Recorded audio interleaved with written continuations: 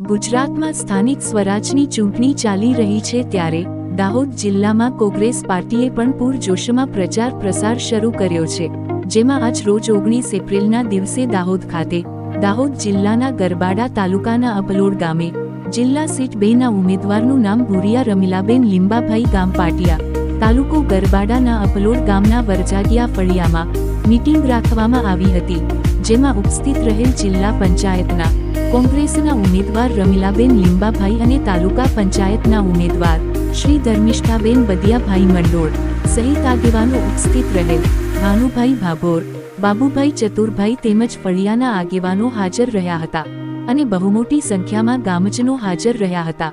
ગામના આગેવાનોએ દાવો કર્યો છે કે આ વર્ષે કોંગ્રેસને જમત આપીશું અને વિજય બનાવીશું તેવું આહવાન કરાયું હતું. તમામ હાજર રહેલ લોકોને જણાવાયું હતું.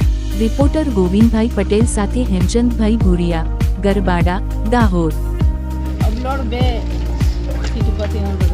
જિલ્લા પંચાયત ને? હા, જિલ્લા પંચાયત. હા, બરાબર.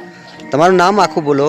ભુરિયા રમીલાબેન લીંબાભાઈ, ગામ પાટિયા, તાલુકો જિલ્લો દાહોદ, મુકામ પોસ્ટ પાટિયા. હવે તમે કયા મુદ્દા પર તમે લડવા માંગો છો અને લોકોને શું ફાયદો કરાવવાના છો? લોકો મને બહુમતીથી વિચાર છે તો લોકોને રોડ રસ્તા પાણી જે વંચિત છે એમને હું લાભ અપાવીશ અને જે લોકોની લાગણી અને માંગણી